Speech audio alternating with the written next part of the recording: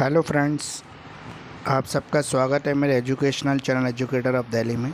मेरा नाम मुकेश किरार है और मैं एजुकेशनल वीडियोस यानी कि BLLB से जुड़े हुए प्रोफेशनल कोर्सेज जो है एडवोकेसी का से जुड़े हुए वीडियो मैं आपके बीच में लेकर आता हूं। तो जैसा कि आपको पता है कि इवन सेमेस्टर के हमारे एग्जामिनेशन फॉर्म आ चुके हैं, उसकी लास्ट डेट जो है 31 में है। कई बच्चों की क्वेरीज़ आ रही है कि सर फॉर्म कैसे भरना है, तो उसके रिलेटेड मैं एक अलग से वीडियो बना के आपको दे दूँगा। लेकिन फ़िलहाल जो आज हम लेके आए हैं वो है इम्पॉर्टेंट क्वेश्चन। पिछली बार जो हमारा ऑड सेमेस्टर के जब एग्ज़ाम हुए थे और इवन सेमेस्टर के जो मैंने वीडियो डाले थे वो काफ़ी ऑड सेमेस्टर के जो एग्ज़ाम हुए थे और इंपॉर्टेंट क्वेश्चंस के जो मैंने वीडियो डाले थे वो काफ़ी हिट रहे और काफ़ी बच्चों को उसका लाभ हुआ। कई बच्चों ने बढ़िया बढ़िया कमेंट लिख के मुझे खुश भी किए कि सर हमारा पूरा पेपर आया। जैसे कि मैं हर बार कहता हूँ कि इंपॉर्टेंट क्वेश्चन जो है वो मेरी गारंटी है कि 70% पेपर आप उसमें से अटैम्प्ट कर पाएंगे, लेकिन 70% मार्क्स लाने के लिए आपको अच्छी तरह से क्वेश्चंस को लिखना होगा, क्योंकि लिखने के बाद ही एग्जामिनर आपको मार्क्स देगा। और किस तरह की प्रेजेंटेशन होनी चाहिए ये भी मैं एक वीडियो आपके बीच में बना कर डाल दूँगा। तो फ्रेंड्स, आज शुरू करते हैं। इंपॉर्टेंट क्वेश्चन की जो सीरीज़ है इवन सेमेस्टर की वो मैं आज से शुरू कर रहा हूँ। तो ये इंपॉर्टेंट क्वेश्चंस हैं फॉर इवन सेमेस्टर। सोशलॉजी से आज हम शुरू कर रहे हैं। सोशलॉजी 2 जो हमारा सेकेंड सेमेस्टर का पेपर कोड है 2002, इससे आज हम शुरू कर रहे हैं और इसके इंपॉर्टेंट क्वेश्चन मैं आपके बीच में लेके आया हूँ। तो अगर आप इसको इस तरह कर लेंगे तो मेरी गारंटी है कि आपके 70% मार्क्स तो एटलीस्ट सिक्योर हो ही जाएंगे। और भगवान ने चाहा अगर पेपर बिल्कुल डिट्टो ऐसा आया तो आपके 100% मार्क्स भी हो सकते हैं। तो आज से इसको शुरू कर दीजिए। तो इंपॉर्टेंट क्वेश्चन शुरू करते हैं। पहला जो सेक्शन है, सेक्शन ए जो है मेरे वीडियो का, उसके अंदर मैं 20 मार्क्स और 30 मार्क्स के क्वेश्चन है ये आपसे दोनों तरह से पूछे जा सकते हैं, 20 में भी और 30 में भी। तो कई बच्चे कहते हैं कि सर हिंदी मीडियम में इंपॉर्टेंट क्वेश्चन बताइए, कई कहते हैं इंग्लिश मीडियम में बताइए। तो आज मैंने दोनों को ही एक साथ बताने की कोशिश की है कि हिंदी और इंग्लिश दोनों वीडियो एक साथ ही कवर हो जाएं। तो पहला जो क्वेश्चन है हमारा वो है जाति की परिभाषा दीजिए, जाति या वर्ग में अंतर बताइए। तो पहला जो क्वेश्चन है वो है define the caste, what is the difference between the caste and the class.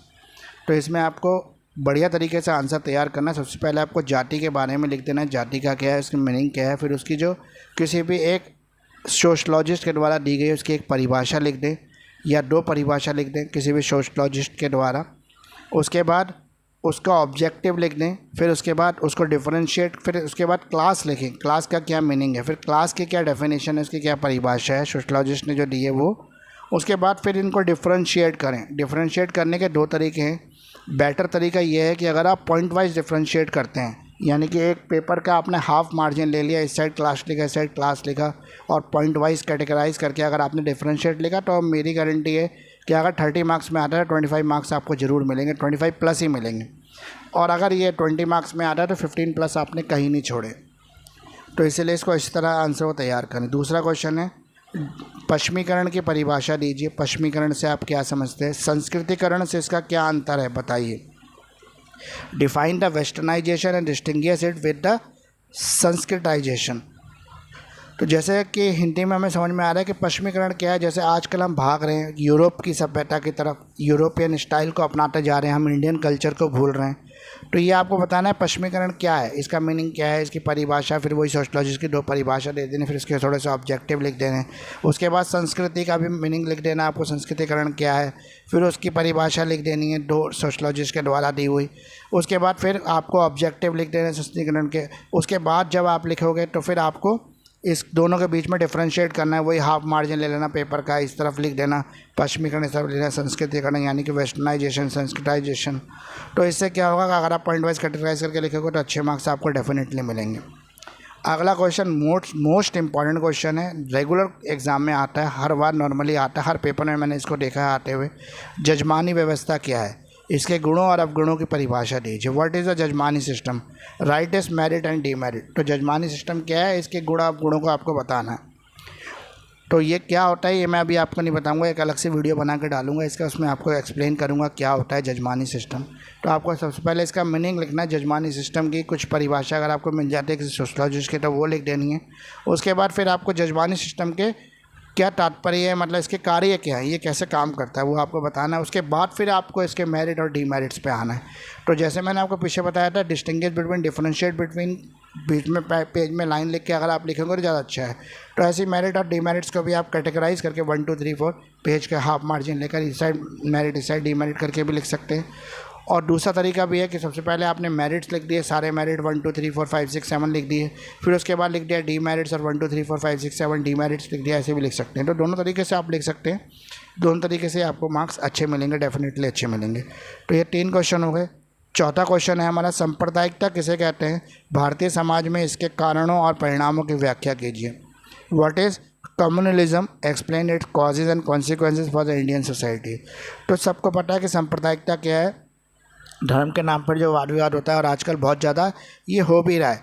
तो ये हो सकता है क्वेश्चन इस बार पूछा जाए आपको एग्ज़ाम में। इसके कॉजेज़ बताने हैं आपको और इसके कॉन्सिक्वेंसेज बताने हैं। तो वैधता के आधारों के बारे में वेबर के विचारों की आलोचनात्मक व्याख्या कीजिए।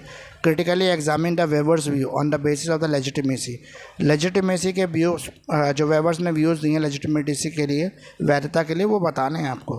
तो इसमें वेबर की डेफिनेशन जो उसने दी है, परिभाषा, वो लिख देना, मीनिंग लिख देना। सबसे पहले लेजिटिमेसी का मीनिंग लिखना, फिर वेबर की परिभाषा लिखना, फिर वेबर ने इसके पक्ष में क्या बोला है, फिर बाद में इसको क्रिटिसाइज़ करना, क्योंकि जब आप पक्ष लिख दोगे तो क्रिटिसाइज उसी के थ्रू आप इजीली कर पाओगे। लेजिटिमेसी का एक और क्वेश्चन है जो बनता है important question number 6, write down the meaning basis of the legitimacy according to the Weber's view. तो वेबर्स के अकॉर्डिंग इसको डिफाइन करना, ये भी वही है, वैधता के अर्थ और आधारों को बताइए। तो why the Sanskritization lead to only the positional change and not the structural change. अब ये पूछ रहा है संस्कृतिकरण में केवल पद मूलक है, ना कि सांस्कृतिक परिवर्तन होते हैं, ऐसा क्यों? यानी कि संस्कृतिकरण में सिर्फ हम ठोस बातें करते हैं, बदलाव की बातें करते हैं, लेकिन संस्कृति को बदलने की कोशिश नहीं करते। यानी कि यहाँ पे हम अपने इंडियन कल्चर को छोड़ के वेस्टर्नाइज कल्चर को अपनाने की कोशिश नहीं करते, हम लोग इंडियन कल्चर के अंदर ही इम्प्रूवमेंट करने की कोशिश करते हैं। तो ये भी क्वेश्चन आपका 20-30 दोनों मार्क्स में आ सकता है। अगला क्वेश्चन नंबर 8 है, distinguish between work and the leisure. कार्यभार और आराम, ये आम लिख गया, ये आम नहीं है, ये आराम है। आराम में भेद कीजिए। तो ये तो आप इजीली बता दोगे काम क्या होता है और आराम क्या होता है, ये तो सभी को पता है। और नॉर्मली आप 2 महीने से आराम ही कर रहे थे एग्ज़ाम ख़त्म होने के बाद, अब दोबारा एग्ज़ाम शुरू हो गए तो दोबारा से आपका काम शुरू हो गया। तो फ्रेंड्स आगे बढ़ते हैं। क्वेश्चन नंबर 9 है, what are the scheduled tribe. Scheduled tribe क्या होता है? बहुत मोस्ट इंपॉर्टेंट क्वेश्चन है। ट्राइबल कम्युनिटीज़ का बहुत ही इंपॉर्टेंट क्वेश्चन है, हर बार आता है 20-30। जब 20-30 नहीं आता तो 5 मार्क्स में तो आ ही जाता है। यानी कि ये हर पेपर में आपको क्वेश्चन मिलेगा, इसको ज़रूर कर ले, अच्छी तरह से तैयार करें। Describe is the main problem, इसके मेन प्रॉब्लम्स के बारे में आपको बताना है।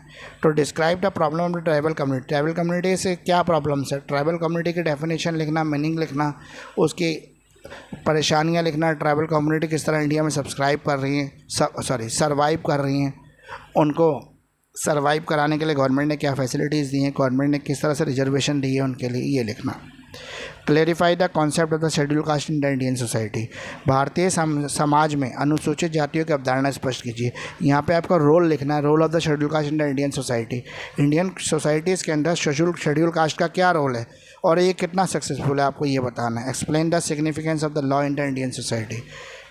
तो इंडियन सोसाइटीज़ के लिए भारतीय समाज में विधि के महत्व की व्याख्या कीजिए। यानी कि भारतीय समाज में लॉ की कितना महत्वपूर्ण है और लॉ का कितना रोल है, ये आपको यहाँ पे बताना है। इसमें भी लॉ को आप बताएं, लॉ क्या है, लॉ क्यों बनाया जाता है, लॉ किस तरह लागू किया जाता है। उसके बाद फिर समाज से इसकी तुलना कर देना, फिर भारतीय समाज की डेफिनेशन भी लिख सकते हो, उसका मीनिंग भी लिख सकते हो, फिर भारतीय समाज में लॉ का क्या रोल है, कानून का क्या रोल है, ये बता सकते हो। Distinguish between work and leisure. कार्यभार और आराम में भेद कीजिए। ये क्वेश्चन गलती से 2 बार लिख गया है, पीछे भी ये क्वेश्चन कवर हो चुका है। Write down the meaning of casteism. जातिवाद का अर्थ बताइए। जातिवाद तो आपको पता है कि जाति के आधार पर जो लड़ाइयाँ होती है, मैं ऊंची जाति का हूँ, तुम नीची जाति के हो, तुम फलाह हो, तुम जाटव हो, तुम वाल्मीकि हो, मैं ब्राह्मण हूँ, मैं पंडित हूँ, मैं बनिया हूँ। तो ये जातिवाद की परिभाषा लिखनी है आपको, इसका मीनिंग लिखना है, इसके बारे में इसको बताना है, क्या क्राइसिस हैं जो ये फेस कर रहे हैं लोग, ये बताना है। अगला 14 क्वेश्चन है, discuss the regionalism with the nationalism and federalism in the modern concept. तो रीजनलिज्म का मतलब है क्षेत्रवाद। क्षेत्रवाद को आपको नेशनल यानी कि राष्ट्रवाद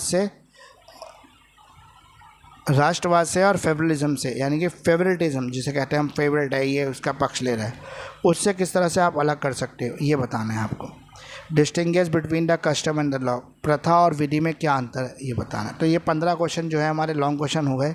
इस 15 क्वेश्चन को इस तरह आप कर लेंगे तो मेरी गारंटी है कि आपको 70% पेपर आएगा ही आएगा इसमें से, और 70% मार्क्स आप इजीली सिक्योर कर सकते हो। लेकिन मार्क्स जब ही आएंगे, मैंने पहले भी आपको बोल दिया है, जब आप इसके आंसर बढ़िया तरीके से तैयार करेंगे और बढ़िया तरीके से एग्जाम में लिख कर आएंगे। प्रेजेंटेशन ऑफ द आंसर बहुत मायने रखती है एग्जामिनर के लिए, और प्रेजेंटेशन का मतलब प्रेजेंटेशन ही होता है। किसी को भी अपनी प्रेजेंटेशन में डाउट है तो वो मेरे एजुकेटर ऑफ दिल्ली नाम से इंस्टाग्राम आईडी है, वहाँ पर अपना आंसर लिखकर आंसर शीट को भेज सकता है। मैं चेक करके बता दूंगा क्या कमी है और आंसर किस तरह से बढ़िया तरीके से प्रेजेंट किया जा सकता है, और उसके प्रेजेंटेशन सुधरने से डेफिनेटली उसके मार्क्स जो हैं वो अच्छे आएंगे, इंप्रूव होंगे। शॉर्ट आंसर हैं, शॉर्ट क्वेश्चन आंसर हैं जो 5 मार्क्स में आपसे पूछे जाते हैं, उनको मैंने अलग से बता दिया है। डिफाइन द प्रोफेशन, पेशे की परिभाषा दीजिए, क्या होता है। जैसे डॉक्टर इंजीनियर है, ये प्रोफेशन ही, ये क्या होता है इसको आपको डिफाइन करना है। Who has said that caste in is close class, किसने कहा कि जाति एक बंद वर्ग है, ये आपको बताना है, उसका नाम लिखना है, उसके बारे में बताना है। Write down the name of the book written by the T R. Bottomore, T R. Bottomore ने कौन सी पुस्तक लिखी है, उसका क्या नाम है, ये बताना है।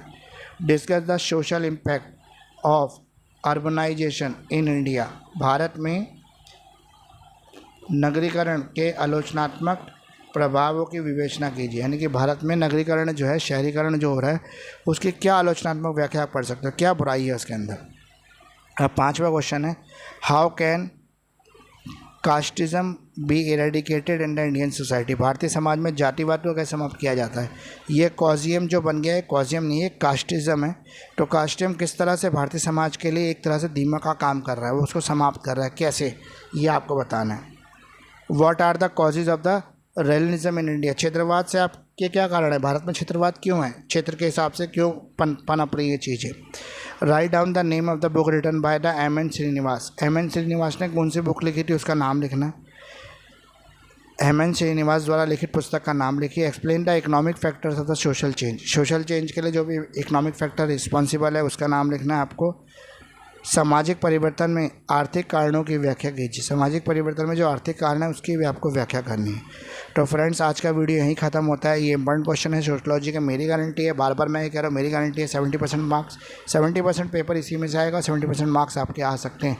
लेकिन डिपेंड करता है आपके प्रेजेंटेशन के ऊपर। तो प्रेजेंटेशन इस तरह से करें, अच्छी तरह से एग्जाम में क्वेश्चन को मार्क करके इस तरह से अटैम्प्ट करें और पूरा अटैम्प्ट करें, कोई क्वेश्चन ना छोड़े। बाई चांस आपको कोई क्वेश्चन नहीं आता, चाहे वो 5 मार्क्स है, 20 मार्क्स है, 30 मार्क्स है, तो आप उसको करना ज़रूर है आपको, चाहे आप कुछ भी लिख के आओ, लेकिन लिखना ज़रूर है, क्योंकि लिखने से मार्क्स हमेशा से मिलते हैं, नुकसान कभी नहीं होता। तो फ्रेंड्स, जिन्होंने भी मेरे चैनल को अभी तक सब्सक्राइब नहीं किया वो प्लीज़ सब्सक्राइब कर दें, लाइक कर दें, कमेंट करते रहें, ताकि हमें मोटिवेशन मिले और हम नई वीडियो आपके बीच में लेके आएँ।